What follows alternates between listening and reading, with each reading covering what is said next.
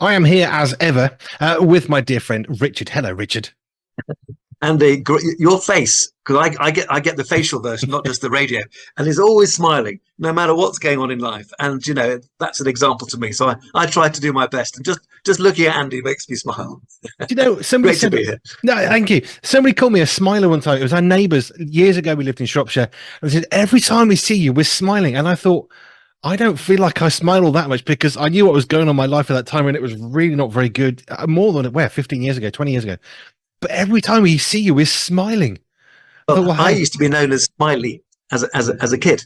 And I think one can lose that if you're not careful in adulthood, because life's tough and life's busy. yeah, But maybe we should all smile more, especially as Christians. we should. Smiling, it's better than frowning. It takes less energy, Less muscles. less muscles. Right. Okay. Richard, you want us to start with something with cold water therapy, which we talked Yes, about 8 yes. weeks ago? Yeah, Even this longer. is important actually. I mean, we like to be honest on this show. We are honest, and although I was talking about cold water therapy because it's been in the press and in linking with stuff that's been known for hundreds of years, actually there's been some bad press recently on it. So I feel obliged, Andy, to see what I read in the Sunday Times just Go for it. this week. So essentially, that Wim Hof is this Dutchman, and the headline is his ability, his personal ability to withstand extreme temperatures has made him millions. He's made millions mainly because his son has plugged him, but a spate of deaths raises troubling questions about the wellness methods he has pioneered. So thinking, okay, I've read this, I need to read the article. So I read the article. And it goes on from this. There is a natural power of healing in the cold, and anyone is able to learn. So this is what Wim Hof is saying. So says Wim Hof, the 65-year-old Iceman, famous for his ability to withstand extreme cold. He believes, as do thousands of fans, that his method can replace stress. Number one, boost the immune system. Number two, and can even help treat illnesses such as diabetes, arthritis, and cancer. So that's all good. And he started a global wellness trend, inspiring hundreds of copycats. So that's important. Make sure you follow his methods. However, a Sunday Times investigation has uncovered 11 cases where families claim their loved ones have died after performing the Hof breathing method. Basically, what he's talking about is not just immersing yourself in cold water, but holding your breath beforehand. Many families claim their loved ones were copying what they believed they'd seen him do in his various videos, accusing him of acting recklessly.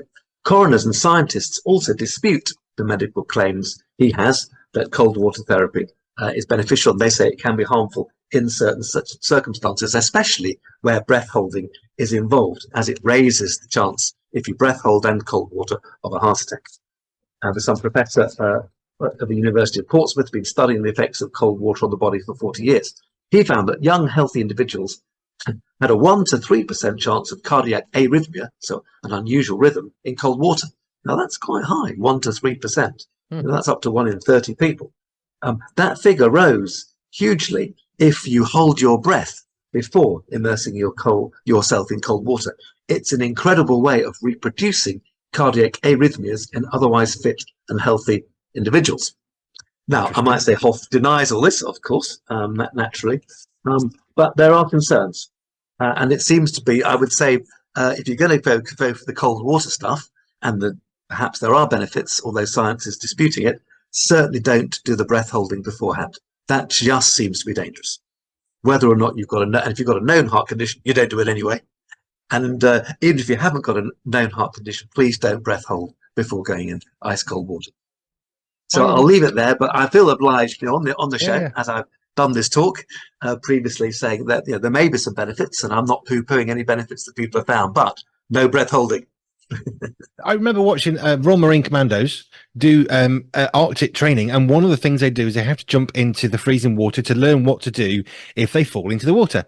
But they're always tied up beforehand in case they stop breathing or have a heart attack. So, these are guys that we respect. They are extremely fit, Royal Marine Commandos, and even they, when they're trying to do this and testing and training, they stick a rope around them just in case, which does illustrate the possibility of a problem. Yeah. The just in case means just in case. Yeah. There can be a case. So I thought I'd bring that to you. We don't need to make too much more of it, but No. we want to be safe. as well as receive benefits. So Yep. there we are. Cool. And then we're going to move on to happiness. We are now. We've been looking at stress, Andy, for a couple of weeks, because stress is a common feature of our lives. Short-term stress can be beneficial, but long-term stress can be really quite debilitating. But I was thinking, as Christians, we've got good news. So it's all very well looking at stress, and certainly there are ways we can live our lives to make ourselves less stressed, and certainly we can trust in God and lean on Him. But what about the good news? Well, we should be able to remember that peace and joy are ours by right as Christians. If we base our security in Christ, that should matter. And funny enough, as I was about to write this talk, on the radio, I'm in my car, Christian radio comes on. There's a really good song by Wren Collective at the moment. You might have heard it. The joy of the Lord is my strength. Unsurprisingly stolen straight from the Bible. And of course, being a great band from Ireland, they put it to music. So the joy of the Lord is my strength. It's a catchy song. Check it out. But the joy of the Lord is our strength. One of our superpowers should be joy. And it's a strength, but we should be joyful. Not just because we've had nice cream, not just because we've had a good meal with wine, or dare I say, I hope, seeing England win at football, although that's been a bit less than joyful recently, although, we have gone through to the next round. But joy through faith in the Lord.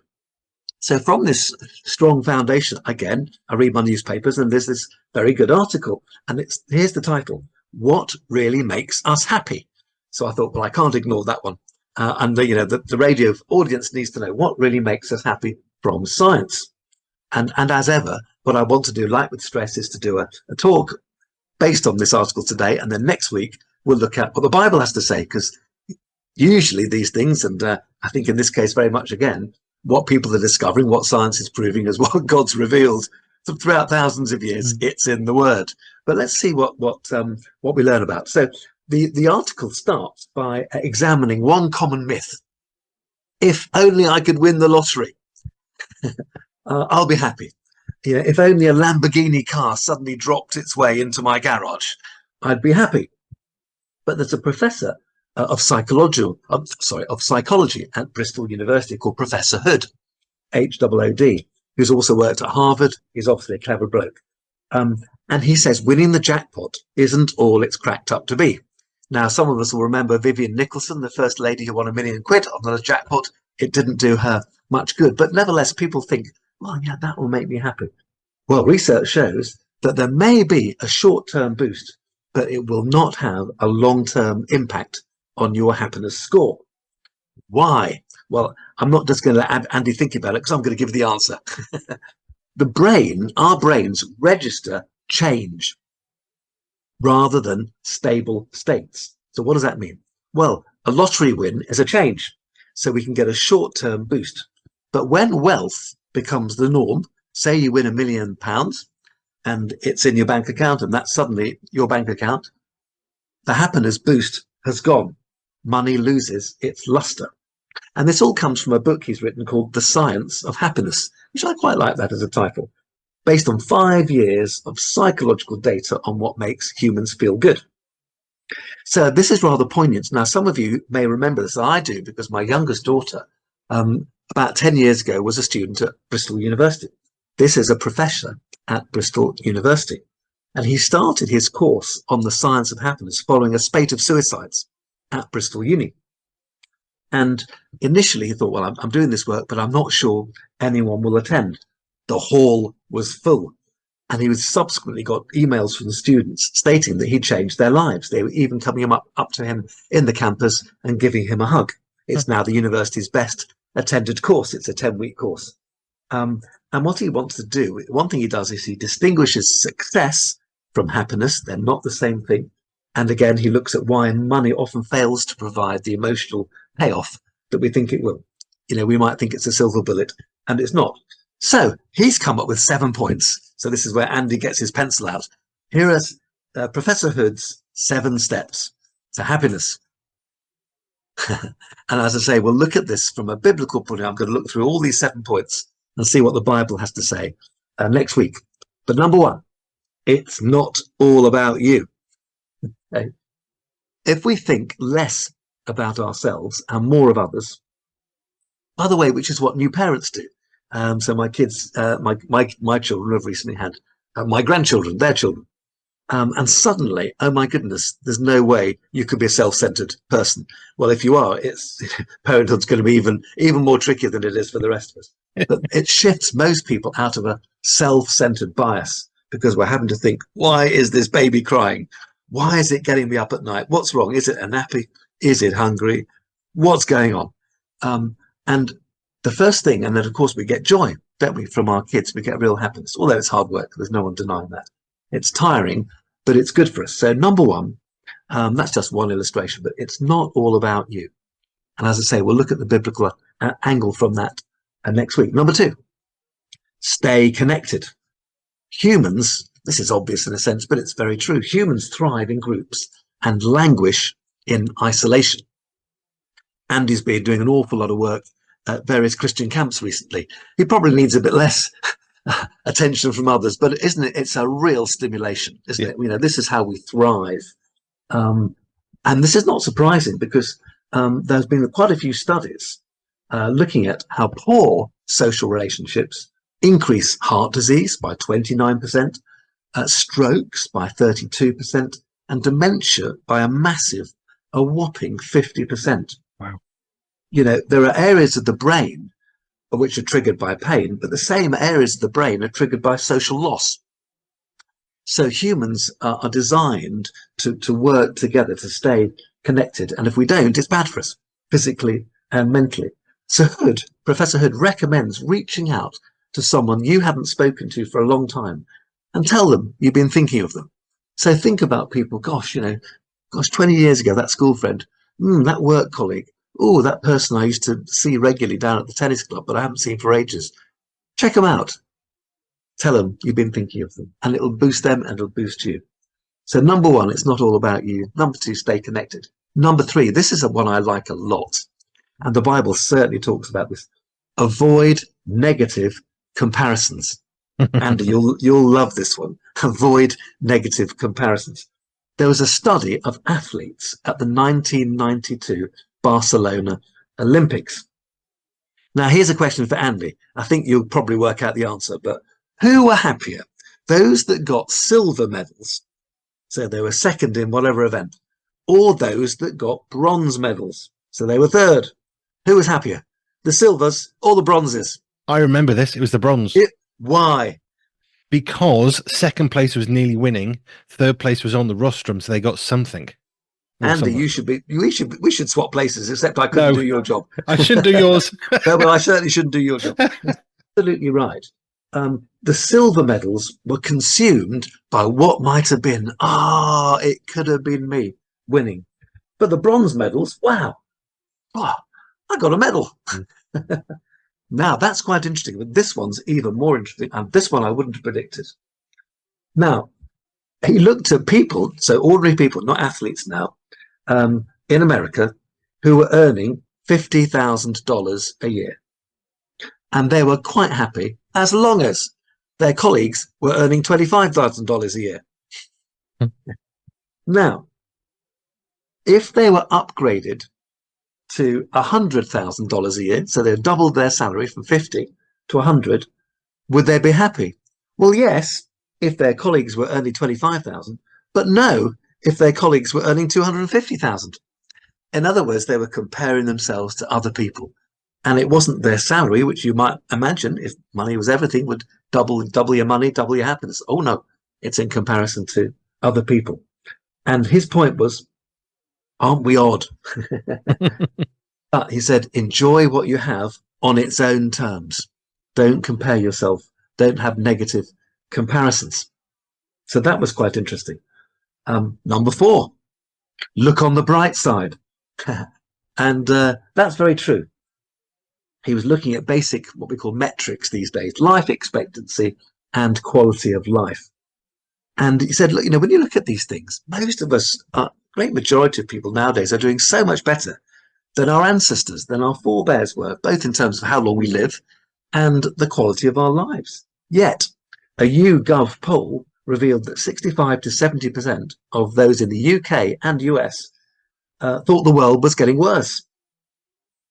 That's not good for us, because optimism has been proven and I've certainly done this when I looked at health statistics some years ago, optimism adds years to our lives. So what he's tried to do in his Science of Happiness course is he tries to fix this in his students by being optimistic. If bad events occur, well, he rationalizes them. Yeah, these things happen, but listen, where's the good stuff? He reinterprets setbacks in a more positive light. And he says, and here's a good take-home point, do not be paralyzed by failure. Now, he doesn't want to take it too far. We can't deny reality. Yeah, we mustn't become reckless and deny reality, or we turn into Boris Johnson. Okay. But don't be paralyzed by failure. Don't be overwhelmed by bad stuff. Remember, actually, gosh, all the good stuff we have in our lives. Look at us living. When I was a young lad, we lived till 70. Now we live to 85. Below 85. Well, that's a bit disappointing. Things have changed. So, number 4, look on the bright side. Number 5, this is important. Control your attention. Now, this is a view which I've never thought about, but human attention, he says, began to wander 10,000 years ago when we started farming. Because before we started farming, we used to think, okay, how can we hunt animals? We've got to hunt, we've got to catch them. That's what we did. When we started farming, so many other things to think about. What's the weather doing? Oh, will this crop work? Well, that suddenly we're having to think about too many things. And he says a wandering mind, this brings us to the modern day, of course, with social media. A wandering mind with excess stimulation leads to lower mood. And we know, don't we? It's been shown time and again in the papers recently that social media, with all its stimulation, all its 6 seconds here, 6 seconds there, is bad for us. And the science is absolutely confirming this. A wandering mind leads to a lower mood. If we can control our attention and prevent intrusive thoughts, it's beneficial for us. And here's a nice thing, and I'll throw this open to Andy, see what you think about this one. He says, don't suppress negative thoughts. Don't try to ignore them. That's not happened. He says, allow them in briefly, treat them as foreign objects, as imposters, and then let them go. So they can come in briefly, and then they're booted out. We can't just ignore them completely, otherwise they'll just keep tapping on the door. Let them in, and then boot them out. So that's 5 so far. Just quickly summarize them again. It's not all about you. Stay connected. Avoid negative comparisons. Look on the bright side. Control your attention. 2 more. Make deeper connections. Put your phone away. Studies show, this is interesting, just a sight of your phone detracts from how much you enjoy social interactions. So how many times have we seen people in the pub or in a restaurant and they're having a chat and then suddenly they look down at their right hand and there's the phone, and that enjoyment you're having with your wife, even your mates, whatever, it's reduced. Put the phone away. Join a sports club. Join a choir. Turn a hobby into a chance to make deeper friends. And here's a nice one thrown into this one, another study. Andy, I'll ask you this one, but I know you'll get the answer right. Participants received envelopes containing either £5 or £20, and they could either spend it on themselves or on other people. Who ended up happier? Spending on others is good to make people smile. Totally. Try a little act of, and even better, if they don't know who you are, a little act of unconditional kindness, and apparently making it anonymous increases the hit. How about that? That's interesting. Deeper connections, to join sports club and give stuff away. And no surprise, that links in with the Bible as well. And then finally, get out of your head. That doesn't mean get drunk. It means go for a walk in the great outdoors. And this helps to deactivate 2 critical brain regions in the amygdala. Now, the amygdala is responsible for looking at emotions and threats. It's responsible for monitoring threats, and it's also linked in with mind wandering and planning. So, of course, while you're doing, if I'm in my study, oh my goodness, the computer, what's going on? I want to do this. I need to write my lists, all that sort of stuff. Oh, look, there's stuff on my desk I haven't dealt with. Oh dear, oh dear. Get out into the great outdoors. Go and gaze at stars on a clear night.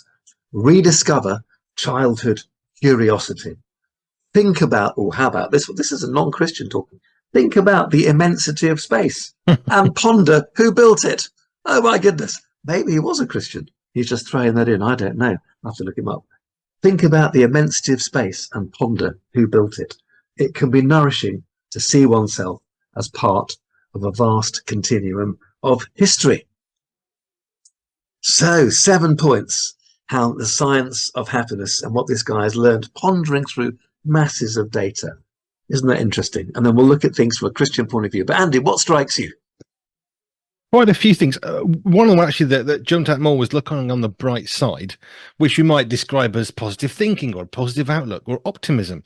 And I remember hearing somebody say one time, you can't, with positive thinking, fix your broken leg. You need to get a splint, you need to see a doctor, and then you put a cast on your leg so the bone can heal. But with a positive outlook, you can, to some degree, help yourself with a broken leg and actually think, well, it could have been worse. Like you said, he was rationalizing things go wrong. Well, I had one of my doctor friends, just under a year ago.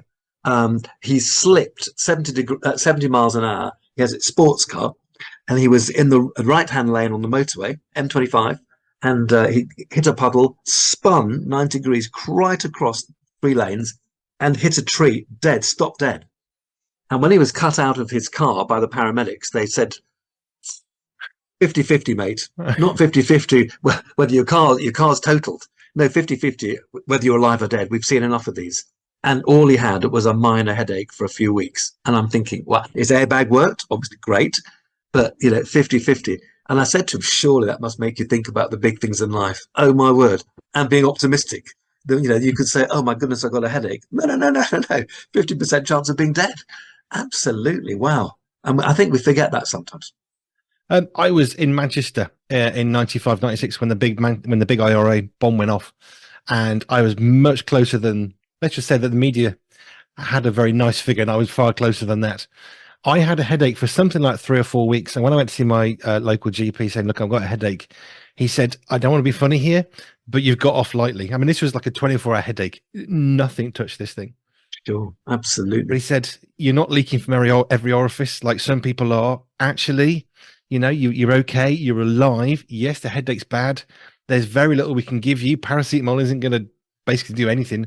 You're just going to have to ride this out. But actually, and he helped me to steer back to positive, you're alive and you're still here. Well, I mean, 100% fantastic. Yeah, good advice. Yeah. Now, the other one that really strikes me actually was controlling your attention, because that made me remember, I read, was it late last year, middle of last year, there was a thing about specifically Instagram as a social media platform, and particularly girls under 18 who would sit and scroll and scroll and scroll, and the algorithm that drives Instagram, so it's got nothing to do with what they want to see, it's what the computer software has said they need to see, got them more and more depressed, more and more suicidal, more and more upset about their own weight, the way they look and all that. And it's because the algorithm isn't showing them what they want to see, it's showing them what it wants to show them so they can stay for longer. And Instagram know about this, and it's one of the things they need to deal with, because one of their big execs left. It's deliberately addictive, isn't it? Yeah. And it's bad for us. Yeah. No, it's terrible because it sucks you in. And it's that thing you said about the 6 second, because we do videos, different ministry, and you either play the game of, can we put so much into these 6 seconds? And I thought, I can't be bothered. If that's what people want, I'm not interested in fighting that, because there's people with millions of pounds doing it. So we just make what we don't do what we do. It's much easier. Yeah. And I think it's teachers. I mean, all this stuff it's interesting, but actually, if we're not responding to what the science is discovering, and of course it only discovers what God reveals and has already revealed in His Word by and large, yep. Then it's foolish, because the information's out there. There's an awful lot. I mean, the connection thing as well. We talk about we've been at festivals, so I mean, I don't know. I was on air for 8 hours on Saturday, loved it, but I was looking for a quiet space at one point, when I just didn't have to talk to people as much as I love it. And I was elated, and I wasn't even made tired by it. But mentally, I came home and I just wanted some silence. Sure. And I mean, Jesus took time out. Why wouldn't we? Yeah. No, there's some really good stuff in there. Deeper connections as well. It's very easy to think, well, I've got no one around me. I've been ostracized, or I am isolated, or whatever. But some of that comes back to positive thinking, or you're positive, you're looking on the bright side, because you either see yourself as isolated or you set apart. That's actually one way. But the idea of being involved with people, it does help you to look at things, and which is where it come back to prayer, which we've talked about before. When you're praying for other people, it isn't just a feel good because now you're chatting to God, which is great. Actually, it's about changing your own mindset to think of others, and it helps. It does. And I've just mentioned one thing. The last, gazing at stars on a clear night. In my various missions, particularly in Kenya, sometimes at the end of the day, I'd be thinking, "Oh, I'm tired now. I don't want to speak to people. I've been speaking all day," and I just go outside the camp and look up, and there was no light pollution, so you could see the stars clearly, millions of stars. And what I would think is, if Heather, my wife in England, is looking up, she can see the moon, she can see the plough. As I can, I can't remember the physics, whether I'm seeing it from a different angle because I was in the southern hemisphere and she was in the northern hemisphere, just in the southern hemisphere. But the fact is, I was thinking, gosh, that's where we are. And we're looking up, and you're both looking at the same stars, and wow, who made them? And the immensity of space, and it was just great, and it's great. And I came out of it, my head's cleared, ready for the next day. The one that really strikes me above all the other things is about comparisons, because we've mentioned social media a little bit, but social media is so unhelpful, or helpful in a bad way, at enabling us to see snapshots of someone's life and think, oh, look, isn't it wonderful? They're on holiday, they're in Barbados, and look, they're going surfing. And we're sitting at home in a rainy day in, a flat in East London thinking, my life's rubbish. And actually, it really doesn't help, because it makes comparisons so much easier, but not in a good way. Not in a good way. No, absolutely. And people, of course, send their best shots. No, but yes, as a non-techie, I don't, but I do absolutely see that, and it's, the Bible talks a lot about that. We'll look into that one next week. Here's one. We went to Spain in the late 90s, early noughties, and we got one photo. It looks amazing. It's your glamour shot of in Spain. Here's the thing that nobody else can see. We were at the back of all the restaurants where all their bins were, but there was this beautiful shot that we'd seen that nobody else was going to. So everyone says, oh, it must have been an amazing, beautiful place. No, we were stood next to the bins. You just couldn't see them, because what they could see was a nice image. It stank, but it was pretty. And of course, what they're seeing isn't the whole truth. Yes. So absolutely. Yeah. No, cool. And my head is pinging around with Bible stuff, but I'll say that for next time. We'll save that for next week. Yeah, cool. Thank you, Richard. If you've got anything you want to come back on any of those things, any questions, or you've had a thought about this, then do come back to us. We love your questions. The best way of doing that is to email us, and it'll stay anonymous. Don't worry about that. To hello@pure247radio.org. hello@pure247radio.org. Send your questions in, and I'll at them. Ask them to Dr. Richard Scott, GP. Thank you, sir. Always a pleasure. Bye for now. Pure 24/7 Radio is listener supported, which means we are free, online and always pure because of the generous support of our listeners. If you would like to contribute financially, please visit pure247radio.org. If you'd like to find out how we use your money, please visit the Our Cost section. Any donation of any size will help keep us on air and broadcasting for free. Thank you.